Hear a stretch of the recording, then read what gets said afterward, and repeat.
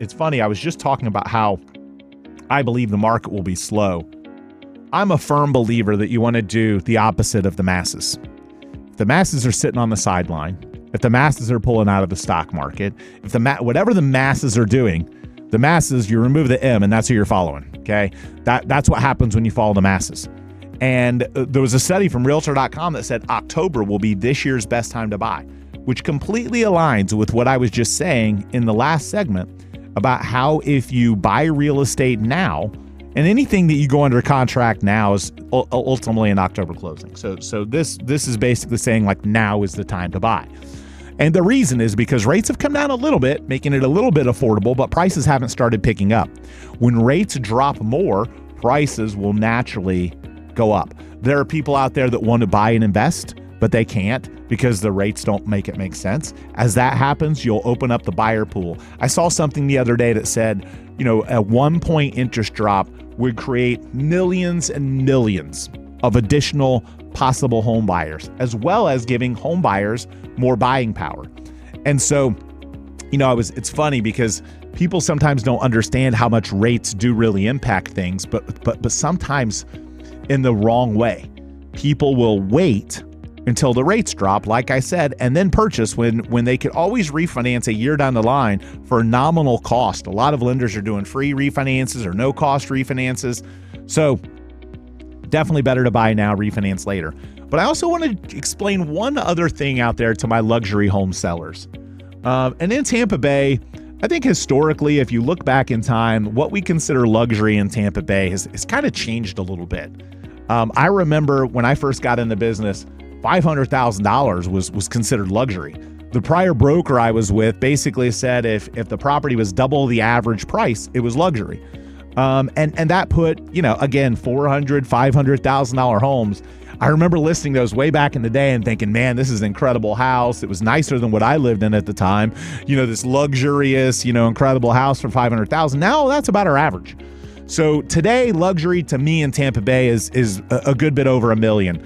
And so if you're someone who owns a home in that $1 million range and you think, oh, well, so much of the transactions in this price range are cash, so interest rates don't really matter. I want to explain that it really does. And here's why. Because the person that's buying, if you own $1 million home and you're selling it to go out and buy a $3 million, $2 million, $3 million home, first, I want you to call us because we want to help you. Please go to duncanduo.com. But second, I had to get the shameless plug in. But second, if you're doing that, here's why rates matter. Because the person buying your $500 or $1 million home is selling their $500,000 or $700,000 home, and rates need to be a certain point so the person can buy their home so that person can move up and buy your home. So while rates don't necessarily matter to your particular buyer, and the likelihood is that your buyer may have cash or may be able to qualify and get a mortgage no matter what because they're wealthy, the reality is there's a domino effect that every single price range in our market is affected by interest rates. Now, I can't say every single price range.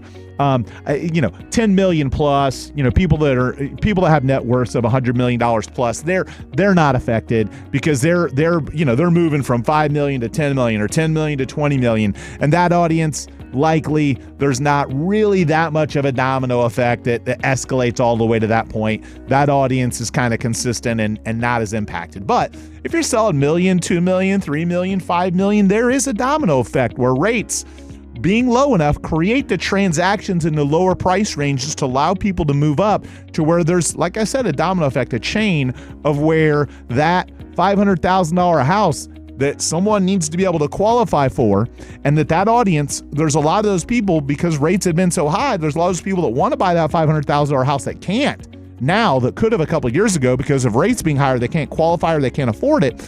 And then that person sells the 500 and then moves up to the 700 and then eventually you get to people that are doing cash transactions.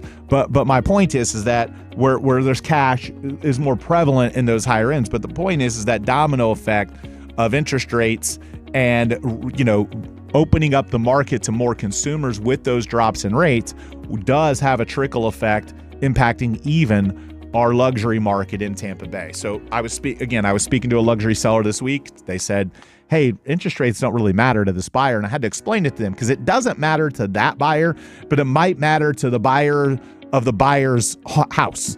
The buyer of the, a couple chains down the line where that transaction happens, and then that person can now sell their $1 million house to the guy that was moving up from the 500 and had to get a mortgage to go buy that guy's $2 million house. So it is definitely impactful.